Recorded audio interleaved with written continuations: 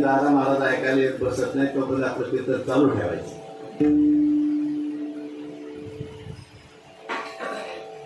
शूरांचं वर्णन केलं. मी त्या दुष्यंत आणि शकुंतलेचा फार मोठा इतिहास आता माझा वेळ संपत आलेली. आपल्याला अभंगाकडे जायचंय. तो भरत राजा होता, तो फार शूर होता. सगळे लोक त्याला विश्वजित म्हणायचे, परंतु त्याची आई मात्र त्याला काय म्हणायची, भरत म्हणायची. आईला म्हटलं, आई तुम्हाला विश्वजित म्हण. आई म्हणायची, नाही मी तुला विश्वजित म्हणणार. का? तू जरी राज्य जिंकलं, सगळं भूमंडळ जिंकलं असलं तरी मला माहिती आहे तू अजून तुझं मन नाही, तू अजून तुझी इंद्रिय नाही. कारण राज्य जिंकणं सोपं आहे, पण इंद्रिय आणि मन जिंकणं अवघड आहे. म्हणून खरा शूर कोण आहे? महाराज अभंगाच्या पहिल्याच्या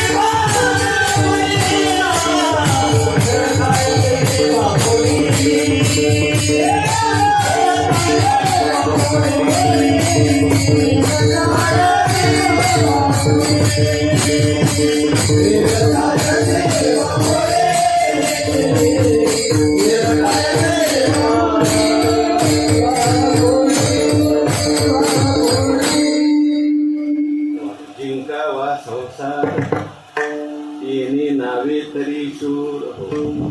अशी उंच चाल म्हणल्याशिवाय जाग येत नाही लोकांना.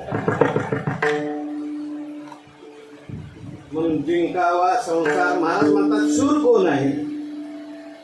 येणे नावे तरी शूर, तो शूर आहे. कोण शूर आहे? म्हणजे ज्याने संसार जिंकला तो शूर. आता संसार म्हणजे काय? महाराज तो जिंकायचा म्हणतात. शत्रूला जिंकावं लागतं. संसार हा आपला शत्रू आहे का? आणि नाही जिंकला तर काय होईल? जिंकला तर काय फायदा होईल? आणि त्याला कसं जिंकायचंय? विठ्ठल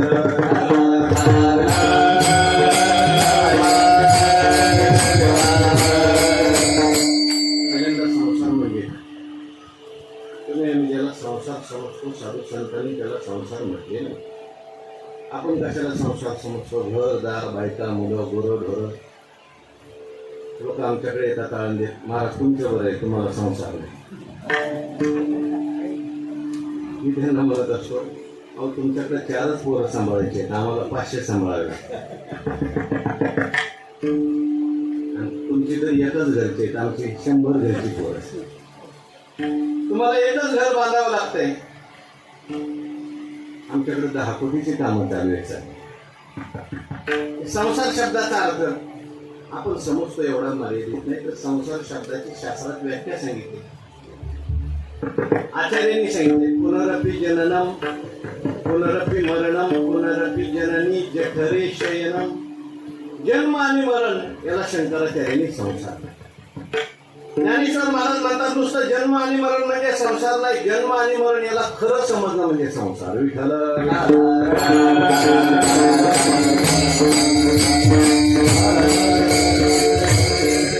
जन्म आणि मरण शरीराला का आत्म्याला?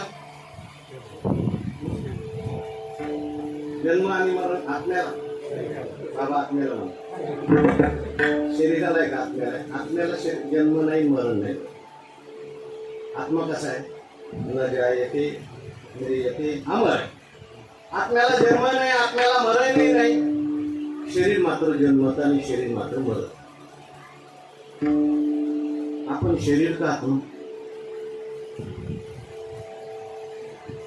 आपण कोण आहे? सगळे महाराज म्हणतात तुमचं तुम्ही दादा, आपण नेमके कोण? शरीर का आत्मा? हा आत्मा आहे. बरोबर, आपण शरीर नाही पण आपण आत्मा आहे. अज्ञानामुळे आपण शरीर समजतो, म्हणून आपल्या मागे सगळं दुःख लागले.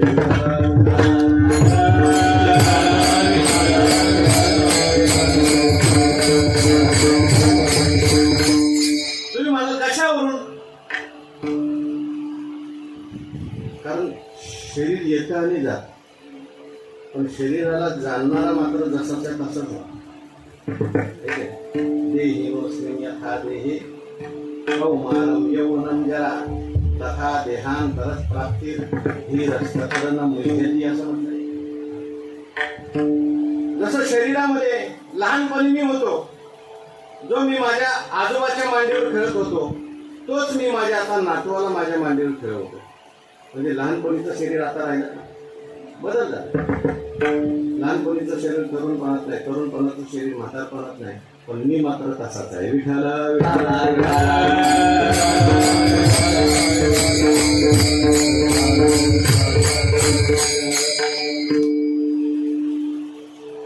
शरीर मेलं तरी सुद्धा मी असतो बघा, तो दुसऱ्या देहात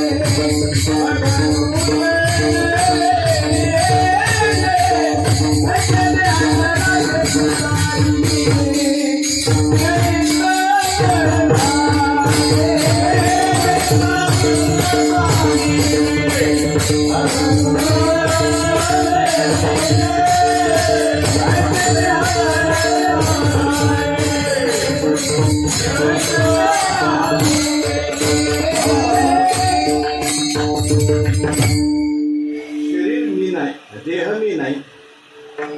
देह मी हे नव्हे सरे, देह मी हे नव्हे. काय देह नव्हे मी हे सरे, मी देह नव्हे. सरी शब्दाचा अर्थ इथं अनुभवी नाश आहे. म्हणजे मी देह नाही. मग उरला उरे विठ्ठल म्हणून देहात मी. मग संसार का लागला मागे? जीव आत्मा असताना, जीव ब्रह्मरूप असताना. त्याचं कारण अहंकार सांगितलं. म्हणजे देह अहंकार. मनुष्य काय करतो? अहंकार घेतो, देहाचा अहंकार घेतो. मी देह आहे, मग देह संबंधी माझे आहे, आणि मग सगळं हे मी माझं याला संसार. म्हणून सांसारिक कोण आणि संन्यासी कोण? मी माझा आहे, तो जंगलात असला तरी संसारिक. आणि मी माझं सुटलं तो घरात असला तरी संन्यासी.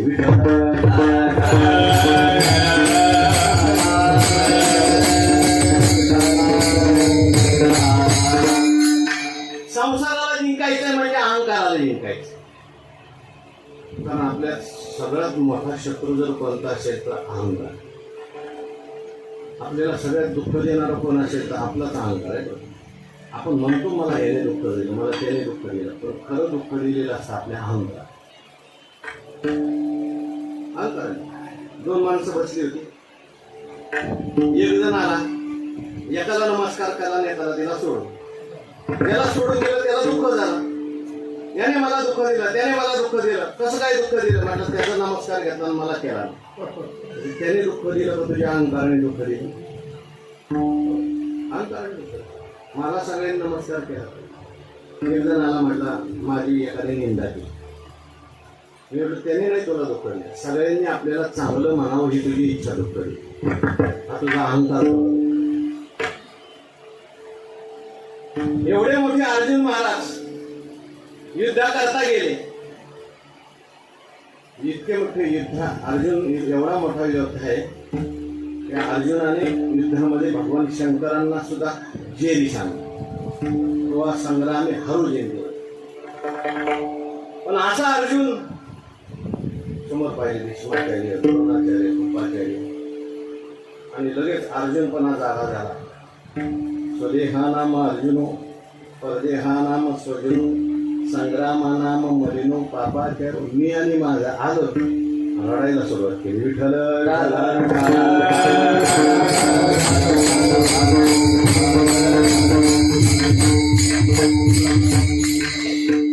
त्यालाच आश्चर्य वाटायला. एवढा मोठा योद्धा रडायला सुरुवात करतो. मी आणि माझा म्हणजे व्यवहाराकरता मी माझं लागतं, पण सगळ्या दुःखाला कारण काय? मी आणि माझं. जेवढा मीपणा जास्त व्यवहार करत असावा, मीपणा उष्णा राग असावा, उष्णा मीपणा सुद्धा असावा, जाणून असावा. नाही तर कधी कधी तो मीपणा आपल्यालाच त्रास. सांगा रावणाच्या जीवनात दुःख यायला कारण काय? रावण का दुःखी झाला? मीपणा. बरं म्हणजे साक्षात भगवान परमात्मा रामरूपाने आले. तो म्हणला मी मानत नाही. त्याला कळलंय हा देव आहे, मी शरण जाणार नाही. सगळी माणसं सांगत होती. म्हणजे आईने सांगितलं, समजा रावणाची आई समजून सांगत. मामा होता त्याने सांगितलं समजून. भावाने सांगितलं दादा नको असं पुढं, चांगलं नाही बाबा. हे दुसऱ्याची पत्नी आणायची, वाईट दृष्टीने सगळ्यांच्याकडे पाहायचं, अत्याचार करायचा, अनाचार करायचा, चांगलं नाही. तो मला सांगणार कोण? मी मला वाटेल तसं वागेल. शेवटी पत्नी मंदोदरी समजत. अहंकारी माणसं कोणाचं ऐकत नाही. शेवटी मारावला. नवे नवे स्वतः मिळाला का सगळं पूळ संपून टाकलं. सगळं पूळ संपला. विठ्ठल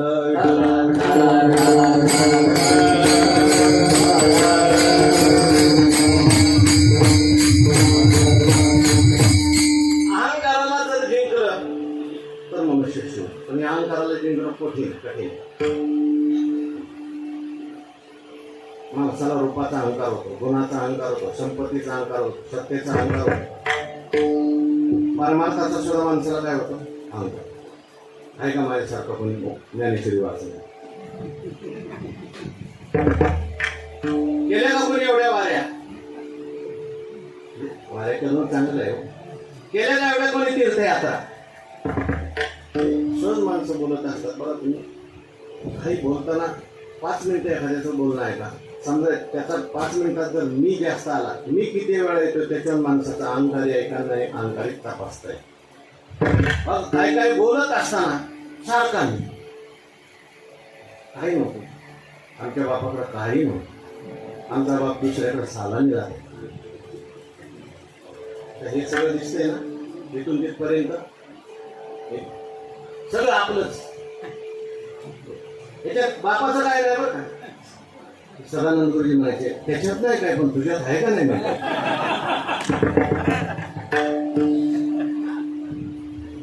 अहंकार आणि जेवढा अहंकारी मनुष्य जास्त त्याला शेराला सव्वाशे कोणतरी भेटतो.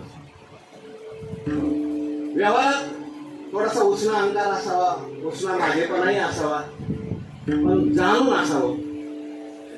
म्हणून अहंकार आपला खरा शत्रू आहे. म्हणून जिंकावा संसार. अहंकाराला नाही जिंकलं तर अहंकार काय करतो?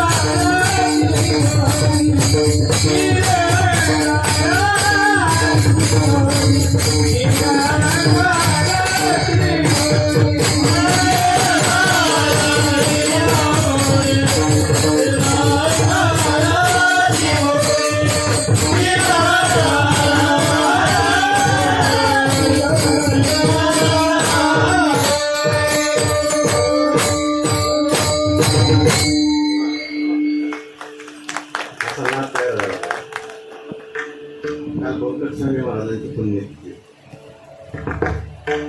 बंकट स्वामी महाराजांचं कीर्तन ते तीन मध्ये असायचं बरं का. काळी तीन मध्ये कीर्तन करायचं. 4-4 तास कीर्तन असतं. एका गावात बंकट स्वामी महाराज कीर्तन करायला गेले आणि कीर्तन ठेवलं होतं. त्याच्या विरोधी पार्टीने त्याच गावात त्याच वेळेस तमाशा ठेवला. असतं प्रत्येक गावात, प्रत्येक गावात असत.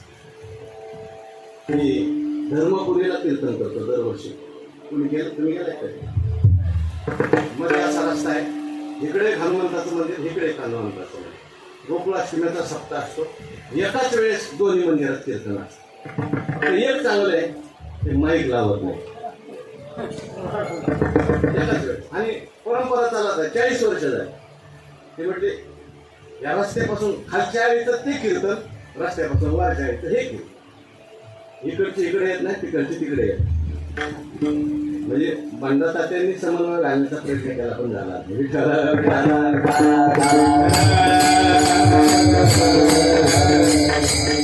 माणसं परमार्थ करतात का काय करताय? काही बदल होत नाही माणसं, काही बदल. माणसं अहंकार सोडायला तयार नाही, कोणी रागद्वेष सोडायला तयार नाही, मत्सर सोडायला तयार नाही. काही सोडीचे झाले तर तेच. म्हणजे परमार्थात सुद्धा रागद्वेष असं. काय म्हणून सांगत होतो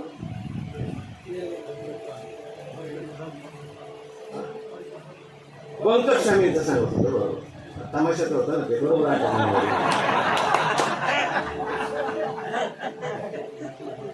म्हणजे बंकट स्वामींचं कीर्तन आणि त्याच वेळेस लोकांनी तमाशा ठेवला आणि बंकट स्वामींच्या बरोबर गायलाची माणसं असायची मोठी मोठी मुलं बंकट स्वामीच्या काळामध्ये भीमसिंग महाराज भगवानकडे म्हणजे भगवान बाबाच्या अगोदरचे नाही नंतरचे भीमसिंग महाराज नंतर भगवान बाबाला सुद्धा बंकट स्वामी तयार वामन भाऊ महाराजांना बंकट स्वामी महाराज ते परवा बोललो तिकडचा काळाचा सप्ताह म्हटलं भगवान बाबांचा एवढा मोठा प्रकार लावलाय वामन बाबाचा लावलाय पण बंकट स्वामीचा कुठेही नव्हतं तुम्ही गुरुला विसरू नका म्हणलं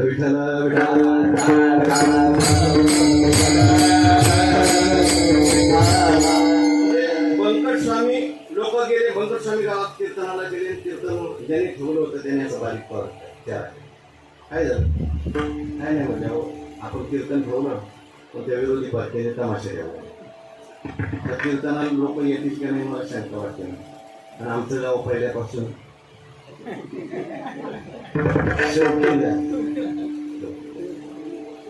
त्यातल्या त्यात आपल्या पुणे जिल्ह्यामध्ये हे सगळीकडे आहे तुम्ही जा विदर्भात जा तुम्ही मराठवाड्यात जा खानदेशात जा तुम्हाला कुठेही पाहायला मिळालं सत्यवती मोठे आपल्याकडेच असं आहे सत्याला 20,000 जमतात आणि तमाशाला 20,000 जमतात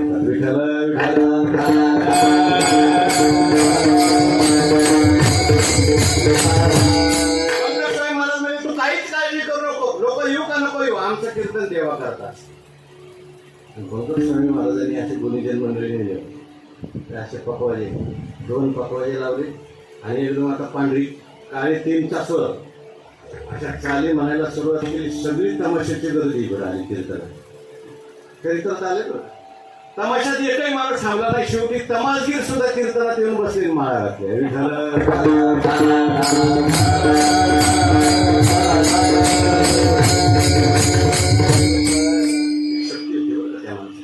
लोक तपस्वी म्हणून जिंकावा संसार अहंकाराला जिंकणं कठीण अहंकाराला जिंकण्याकरता जे आपण साधन करतो ते सुद्धा अहंकार वाढतो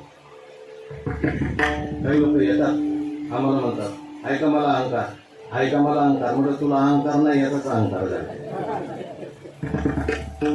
अहंकार फार सूक्ष्म आहे कळू देत नाही माणसाला बघा तुम्ही लोक अहंकाराचा आनंद घेतात आणि त्यांना वाटतं आपण परमार्थाचा आनंद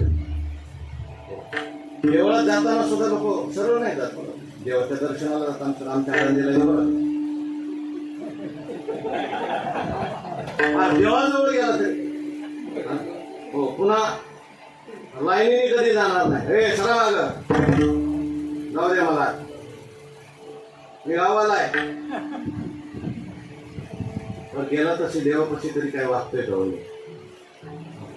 ते माऊलीवर उपकार करतोय असं दर्शन घ्यायचं कसं दर्शन घ्यायचं कुठून तरी चोर दरवाजाने घुसायचं कसं दर्शन घ्यायचं आणि बाहेर येऊन पवलीवर निवांत गप्पा मारत बसायचं आणि म्हणायचं आपलं झालं बरं का आता ह्याला दर्शनाचा आनंद नसतो बरं का माझं झालं ना अजून यांचं झालं नाही आणि मी मधून घेऊन आलो आणि लाईनीत उभे ह्या अहंकाराचा आनंद असतो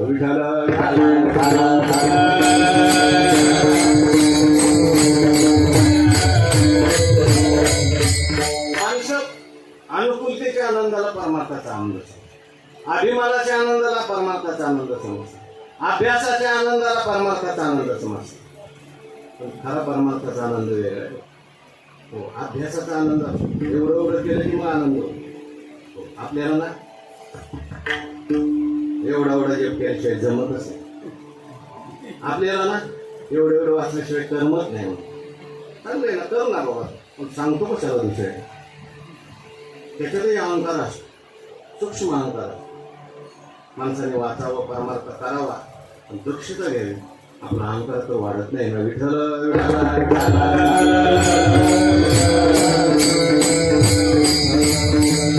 एवढं अन्नदान केलं एवढं अमुक केलं एवढं तसं केलं एवढ्या पंचक्रोशीत नव्हता तेवढा आणला आपण. राधाला म्हणत नाही बघा, आणला का नाही वारकरी शिक्षण संस्थेचा?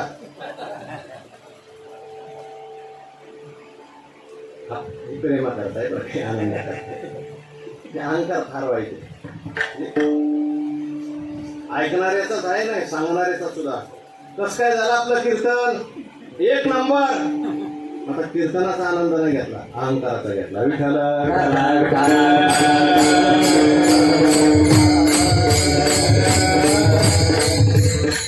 काय ती बापुडी अहंकार माणसाला बापुड बनवतो. बापुड म्हणजे दीन बनवतो.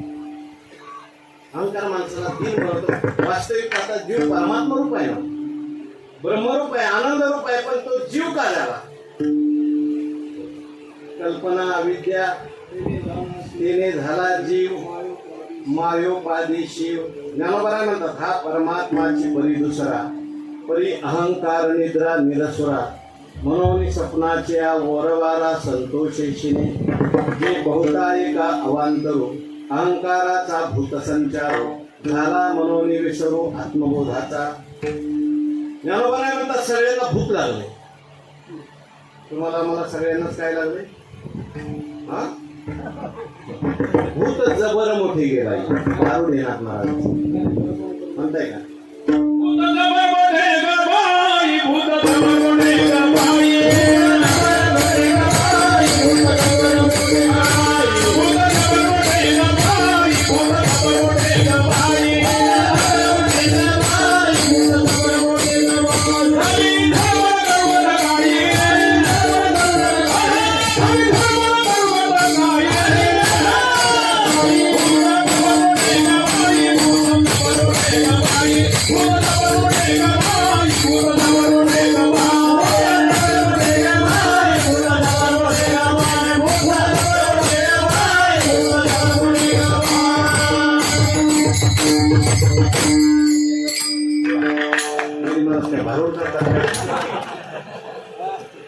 अहंकाराला भूत म्हणले बरं का. ते भूत आपण कोणी पाहिलं नाही, मला माहिती नाही. मला त्या एका महाराजांनी ती सगळी भूत पळून गेली. का पळून गेली? म्हणजे माणसंच भूतासारखी वागायला म्हणून गेली.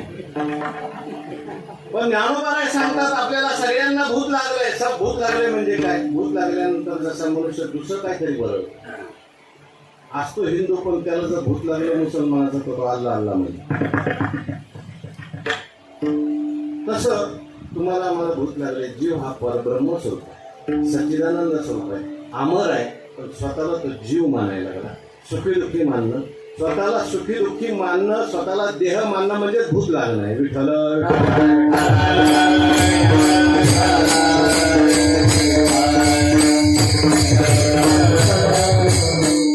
आणि या भूताची झडपण फक्त संत करतात. बाबा तू देह नाहीस, तो कोण आहे? सच्चिदानंद परमात्मा स्वरूप. अहंकार माणसाला बाकुड बनवतो, अहंकार माणसाला दीन बनवतो. काय दुसरं चरण काय? ती बापुडी कीर अहंकाराची घोडी. घोडी घोड बनवतो. पूर्वीच्या काळामध्ये लोक प्रवासाकरता घोडी वापरायची. आजही तुम्ही जर पंढरपूरला गेले तर ते टांग्याचे घोडे असतात. आणि मग घोड्यावर बसणारा जो असतो तो घोड्यावर भार टाकतो. किती भार टाकेल काही सांगता येत नाही. तो टांग्यावाला म्हणतो या बस. अहो आम्ही 6 जण आहे. बसावं, तुम्हाला काय करायचं? विचार करतो का? पुढं 3 बसवतो, मागं 3 बसवतो. तो घोडा बिचारा फॅसल त्याच्यावर भार काढला सारखा. तसं तुकाराम महाराज म्हणतात सगळी घोडी झालेली फॅसललेली आहे. का घोडी झाली? अहंकार बसला.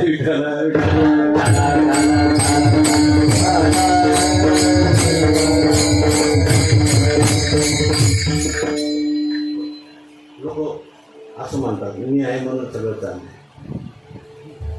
मी जर नसतो ना तुमच्या कुत्र्याने हाल खाल्ले नसते. आमचे गुरुजी म्हणायचे तू जाऊन बघ, याच्यापेक्षा चांगलं वागते. तू आहे म्हणूनच हाल झाले त्यांचे. काही कोणाच्या बाबतीत कोणाचा आडत नसतो. व्यवहार म्हणून ठीक आहे, प्रत्येकाने कर्तव्य करायचंय. थोडा अहंकार पण लागतो, माझेपणा पण लागतो, पण हे खरं नाही. लक्षात आपण करू म्हणून काही होत नाही. किती आपण ठरवलं असं करून तसं करून मी हे केलं मी ते केलं, काही नाही. आपण निमित्त मात्र असतो. एवढा मोठा अर्जुन त्या ठिकाणी देवाला म्हणायला, देवा तुला काय कळतं का? लाजसी ना महाघोरी करणी सुद्धा. तू लाज वाटते का मला असं कर्म करायला होतं? लाज काढली अर्जुनाने. भगवान परमात्मामध्ये थांबतो दाखवलं आणि मग पुढे अर्जुनाला भगवंताने विश्वरूप दाखवलं आणि विश्वरूपामध्ये पाहिलं. भीष्माचार्य तोंडात चाले, द्रोणाचार्य तोंडात चाले, सुविसुस्ती देवाच्या तोंडात चाले, देवाच्या त्या दाढा जिव्हा. आणि मग अर्जुन घाबरला.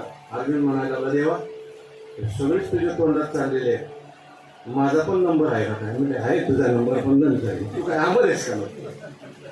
याचा अर्थ जेव्हा हे सगळे तुम्हीच मारणार आहात आणि मेलेलेच आहेत, तुला फक्त निमित्त व्हायचंय. विठ्ठल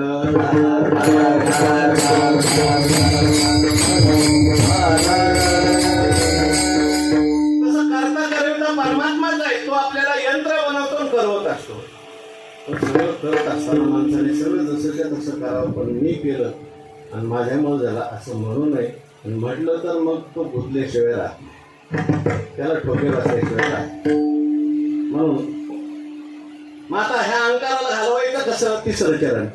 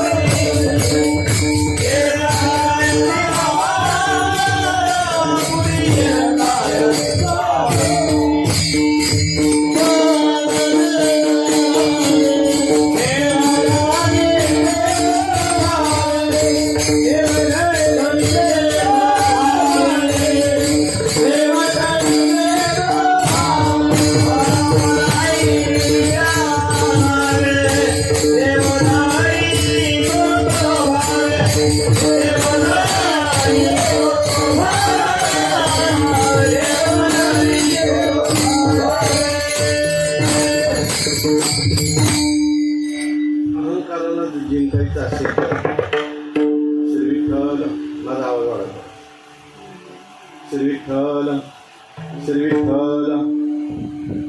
पण ईशा नावे देव धरी देतो भावे. तुकाराम महाराज म्हणतात अहंकाराला जिंकायचं असेल तर पण का? पण म्हणजे प्रतिज्ञा. कोणती प्रतिज्ञा करा? देव धरी देतो भावे, मी देवाला भावाने धरी. असा प्रतिज्ञा करायची आणि आपण देवाला भावाने धरण्याचा प्रयत्न करायचा. देवाला एकदा का भावाने आपण धरलं की मग देवच आपला अहंकार घालवतो. विठ्ठल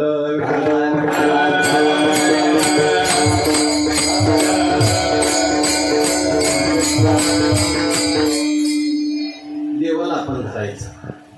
बाकी साधना करत बसण्यापेक्षा आपण देवाला धरलं, देवाचं नामस्मरण केलं, देवाचं चिंतन केलं.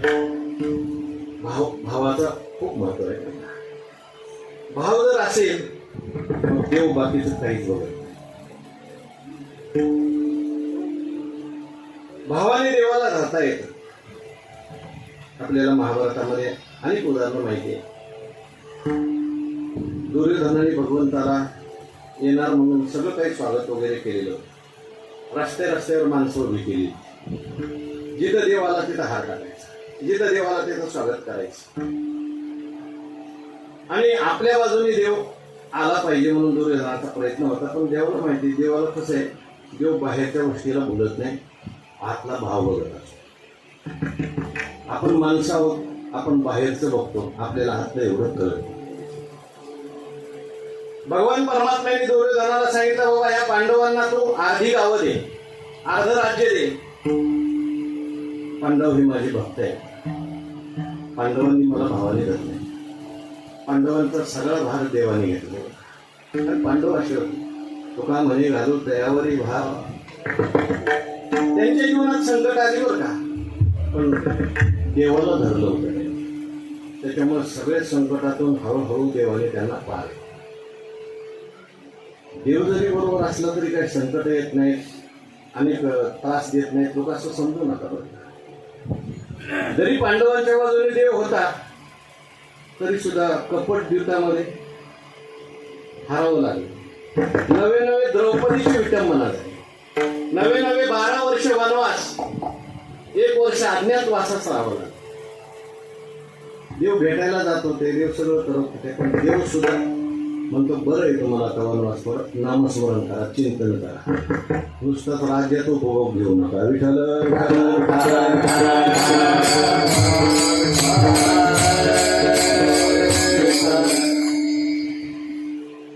दुर्योधनाला त्या ठिकाणी अहंकार आहे. तो म्हटला नाही देणार काहीच. अरे 5 गावं तरी असं म्हणतात, 5 गावं म्हटल्यानंतर तो तयार झाला. पण भगवंतांनी सांगितलं, मी म्हणेल ती 5 गावं द्यायची. म्हणजे कोणती? मुंबई, दिल्ली, मद्रास, पुणे. तो म्हटलं मग बाकीची गाव घेऊन मी काय अखंड हरिनाम सत्ता करत नसतो, महत्वाची गावं तुम्ही घ्यायची.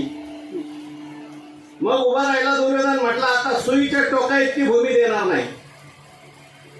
भगवंत म्हटले, मग मरायला तयार हो. कोण मारते म्हणजे? तुम्हाला मारणार आहेस का? म्हणजे सेवकांना सांगितलं, या कृष्णाला सुद्धा तुम्ही बंदी खाण्यात. भगवान परमात्म्याने त्या दुर्योधनाच्या शरीरामध्ये विराट स्वरूप धारण केलं. सगळ्यांनी नमस्कार केला. दुर्योधनाने नमस्कार नाही केला. दुर्योधन मला कपटी आहे, काय माया आहे, काहीतरी माया दाखवते. विठ्ठल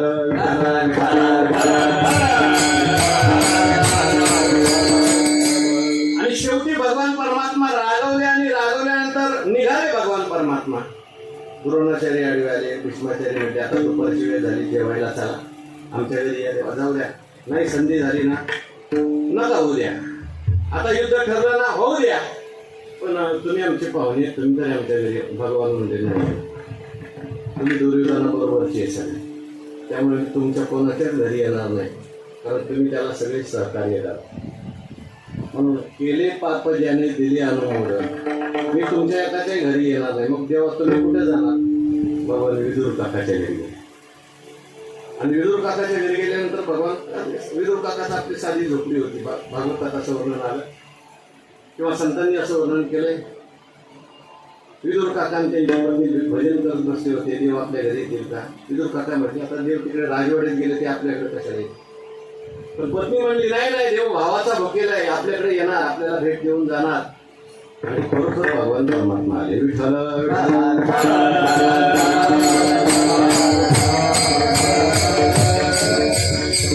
मनमोहन मुरली वाला, मनमोहन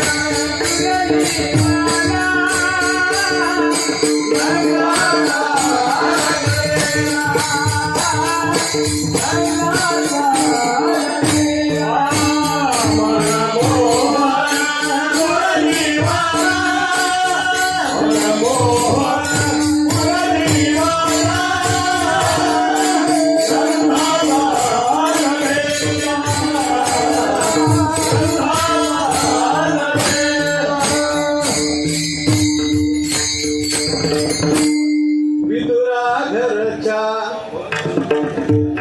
अजून एक चाल हल्ली तुमच्या रिमिक्स मध्ये मुरलीवाला मुरलीवाला मुरली मुरली मुरलीवाला मुरलीवाला मुरलीवाला मुरली मुरली मुरलीवाला मनमोहन मुरलीवाला मुरलीवाला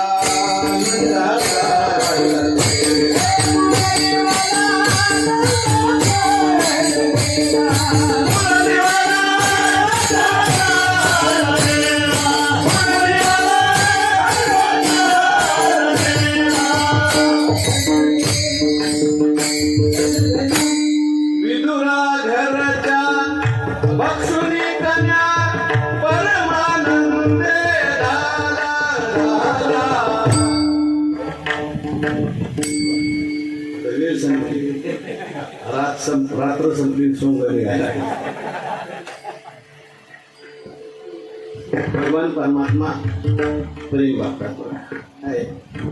प्रेमामध्ये खूप ताकद आहे.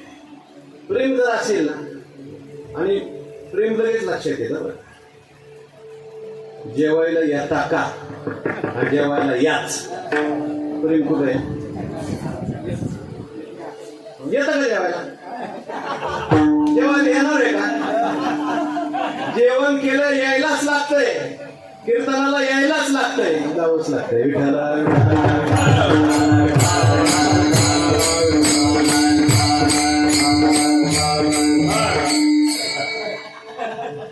प्रेमच पाहिजे. भगवान परमात्मा प्रेम बोलत असतो. नाही तुम्ही आम्ही सुद्धा काय बघतो? प्रेम. आणि प्रेम कुठून येतं? जिथं प्रेम आपण देतो तिथं प्रेम येतात. म्हणून पुन्हा ईशा नावे देव दरी देतो भावी देवाला भावाने. जेवढं तुमच्याकडे प्रेम जास्त, देव बाहेरचे मग निश्चिम भाव उल्हासे मजा भावयाची विषय फळ एक आवडे तैसे भल तयाचे हो. भगवान परमात्मा मग किती वर्णन केलं ज्ञानेश्वर महाराजांनी. ते वैकुंठापासून विचारले मज लागी केली रावळे ले काय कौस्तुभा होनी निर्मळे लेणी दिले. भगवान म्हटले भावाने प्रेमाने मला पाणी अर्पण केलं तर असं वाटतं माझ्यासाठी मंदिर उभं केलं. प्रेम नसेल सोनं जरी दिलं तर देव होतं मला काही दिल्यासारखं वाटतं. म्हणून सबसे ऊंची प्रेम सगाय. दुर्योधन की मेवा त्यागी साग विदुर काय देव धरी देतो भावी. आणि देवाला भावाने धरलं देव सगळं करतो. देव त्याला ज्ञान देईल, देव त्याच्या जीवनात दुःख निर्माण करेल, देव त्याच्या जीवनात प्रेम निर्माण करेल. आपोआप त्याचा अभिमान कमी करतो आणि ज्याचा अभिमान गेला त्याची जगात कीर्ती होते. हे शेवटच्या चरणात आहे.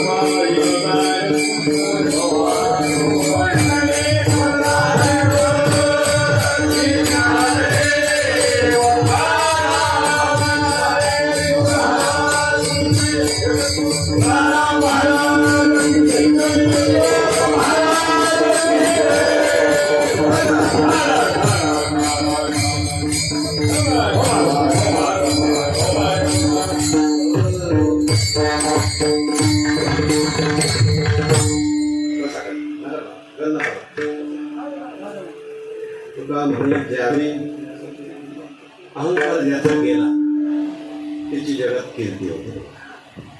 जेवढा मनुष्य अहंकारी तेवढी आत्मकीर्ती, आणि ज्याने अहंकार समर्पित केला त्याची कीर्ती याला. तुम्ही बघा, आज आपल्याला आपल्या पंजोबाचं नाव, खापर पंजोबाचं नाव माहिती आहे. तुमच्या पंजोबाचं नाव काय?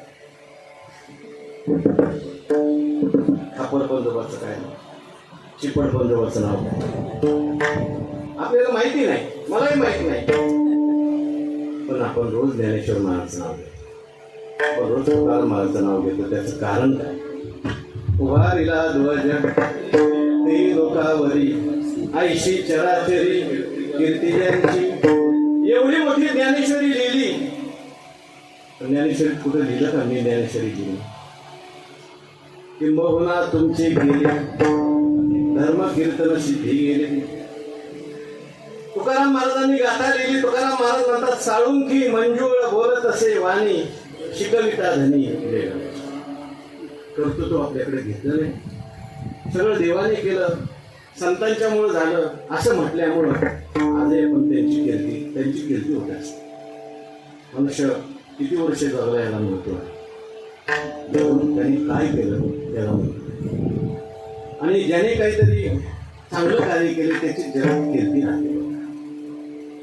ज्याने आई वडिलांची सेवा केली, समाजाची सेवा केली, देवाची सेवा केली, सगळ्यांच्या दुःखात दुःख, सुखात सुख असेल. लोक नाव काढतात, चांगले होते. सगळ्यांच्या सुखात सुख, सगळ्यांच्या दुःखात दुःख. नाही तर लोक मनातल्या मनात म्हणतात, बरं झालं पटकन गेली आरती.